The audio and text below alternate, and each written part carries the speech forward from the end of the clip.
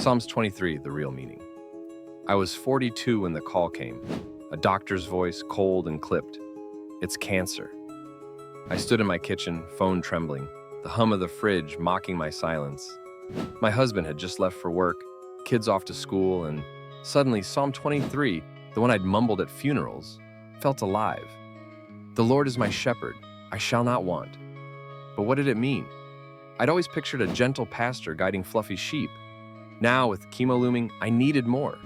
I grabbed my Bible, worn from years of dusting more than reading, and sank into the couch. Verse 1 hit different. A shepherd doesn't just stroll. Ezekiel chapter 34, 11, 12 says he seeks his lost sheep. On the mountains and in the ravines. Relentless. That was me. Lost in fear, in bills piling up, in the exhaustion of pretending I was fine. God wasn't passive. He was hunting for me. Verse 2. He makes me lie down in green pastures, unraveled next. I'd imagined picnics, but my pastor once said, it's about forced rest. Sheep won't stop unless made to. Cancer forced me down. Hospital beds, nausea, sleepless nights. And yet, in that stillness, I felt him. John 10:11. Jesus is the good shepherd, laying down his life. That green pasture was his sacrifice, my peace amid chaos. Then, verse 3, he restores my soul. I'd cried into my pillow, soul shredded by what ifs. Would I see my kids graduate?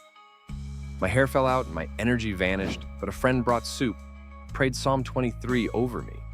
Restoration wasn't instant. It was a slow mending. His rod correcting my panic, his staff pulling me back. Verse 4. Though I walk through the valley of the shadow of death, I will fear no evil. That valley was real. Scan results, morphine haze, but his presence was fiercer. Verse 5 stunned me. You prepare a table before me in the presence of my enemies.